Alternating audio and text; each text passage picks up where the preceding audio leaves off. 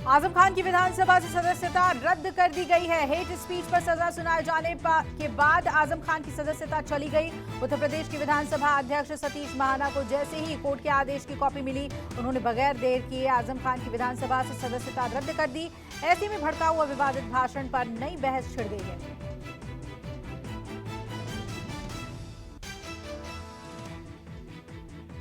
हिमाचल प्रदेश विधानसभा चुनाव के लिए आज नामांकन वापस लेने का अंतिम दिन है, जिसके बाद हिमाचल चुनाव में उम्मीदवारों की असल तस्वीर साफ हो जाएगी। हिमाचल प्रदेश में 2022 के विधानसभा चुनाव में कांग्रेस और बीजेपी के अलावा आम आदमी पार्टी ने सभी 68 सीटों पर अपने कैंडिडेट उतारे हैं। वामपंथी दल 11 सीटों पर चुनाव लड़ रही है, तो बीएसपी ने 34 सीटों पर कैंडिडेट उतारे हैं।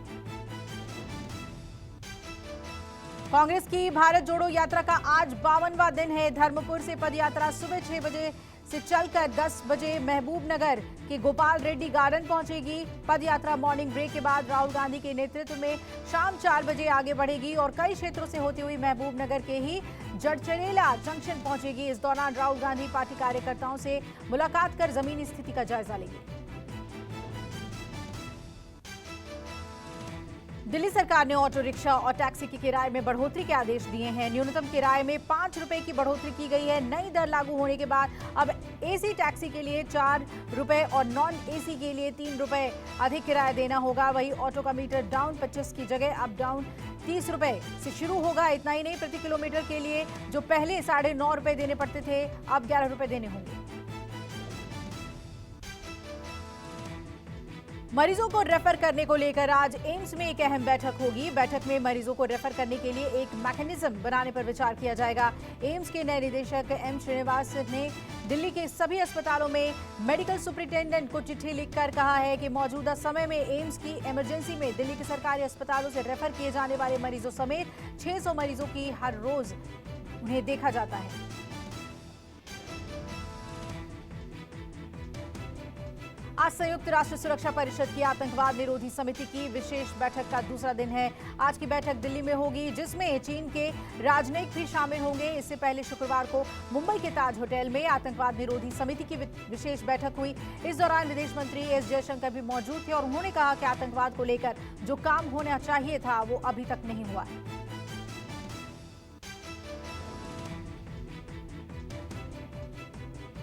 आपने दिल्ली में प्रदूषण को कम करने के लिए रेड लाइट ऑन गाड़ी ऑफ अभियान को रोके जाने का आईजी पर आरोप लगाया। इसे लेकर आप आज सुबह 10 बजे एलजी के खिलाफ विरोध प्रदर्शन करेगी। दरअसल दिल्ली में जनवरी के बाद से एयर पोल्यूशन फिर सबसे ज्यादा दर्ज किया गया है। हवा की गुणवत्ता बेहद खराब श्रेणी में बनी हुई है। आनंद विहार में बीती शाम 4 बजे एयर क्वालिटी इंडेक्स 455 पर था।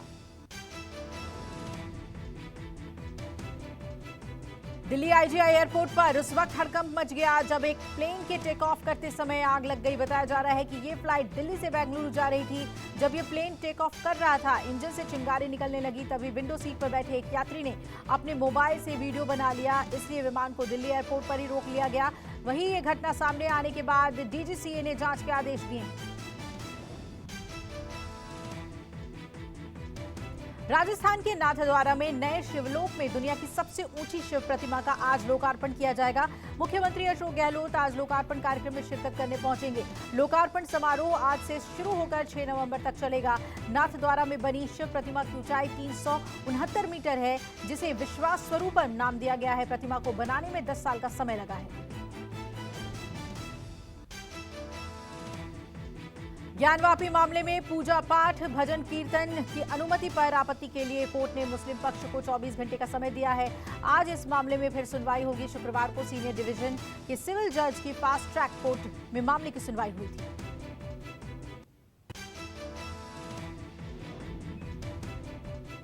महाराष्ट्र में शिंदे फडणवीस सरकार ने एनसीपी, कांग्रेस और उद्धव ठाकरे गुट के कई सीनियर नेताओं की सुरक्षा में तैनात सुरक्षा कर्मियों को हटा दिया है। वहीं उद्धव ठाकरे के निजी सचिव मिलिंद नार्वेकर की सुरक्षा को बढ़ाकर Y+ श्रेणी का किया गया है। सरकार ने संजय राउत, छगन भुजबल, नवाब मलिक, बाला साहेब थोराट, जयंत पाटिल समेत कई नेताओं की सुरक्षाकर्मी हटाए हैं।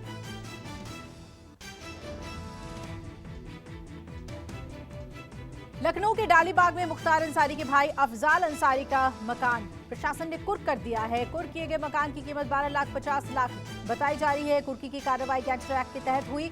अवैध तरीके से धन उगाही करके संपत्ति बनाई गई थी, जिसे गाजीपुर पुलिस ने कुर्क किया।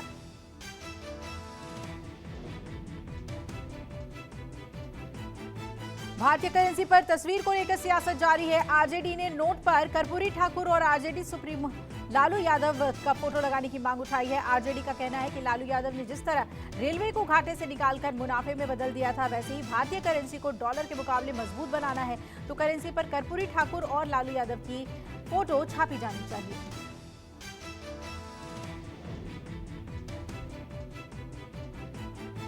राजस्थान में मदरसों के छात्र ब्लैक बोर्ड की जगह स्मार्ट बोर्ड के जरिए तालीम हासिल करेंगे। सरकार ने मदरसों के आधुनिकीकरण के लिए 50 करोड़ जारी किए हैं और प्रदेश में 500 मदरसों में स्मार्ट क्लासरूम बनाने का फैसला किया है। वहीं बीजेपी का आरोप है कि सरकार को चाहिए कि पहले यूपी की तर्ज पर सर्वे हो। वहीं कांग्रेस ने कहा कि इस मामले में बीजेपी की सलाह नहीं चाहिए।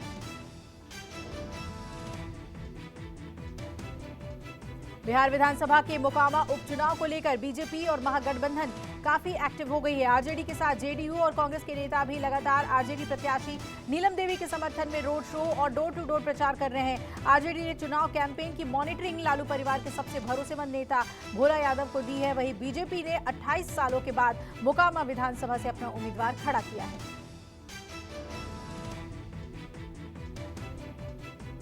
भारतीय सेना ने जम्मू कश्मीर के कुपवाड़ा में एक ऑक्सीजन प्रोडक्शन प्लांट बनाने की शुरुआत की है। माछिल में ऑक्सीजन प्रोडक्शन कम फिलिंग स्टेशन को बनाया जा रहा है। इस प्लांट के बन जाने से जहां मरीजों को ऑक्सीजन उपलब्ध कराने में आसानी होगी, तो वहीं फिलिंग प्लांट से ऑक्सीजन दूर क्षेत्रों के अस्पतालों में भी आसानी से पहुंचाई जा सकेगी।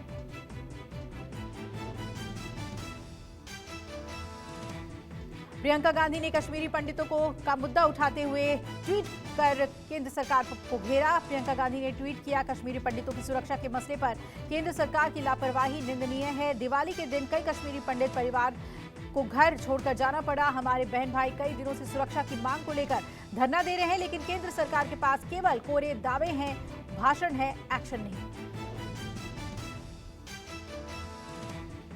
ग्रेटर नोएडा के जेवर में बन रहे अंतर्राष्ट्रीय एयरपोर्ट के दूसरे चरण में प्रभावित रनहेरा गांव के सैकड़ों किसान शुक्रवार को यमुना प्राधिकरण के दफ्तर पहुंचे, जहां ग्रामीणों ने प्राधिकरण के पास प्रदर्शन किया। किसानों की मांग की कि उन्हें मॉडलपुर गांव के पास बनाया जाए। किसानों ने पहले यमुना प्राधिकरण के सीईओ और फिर गौतम बुद्ध नगर के जिलाधिकारी सुहास एलवई के साथ अलग अलग बैठक की।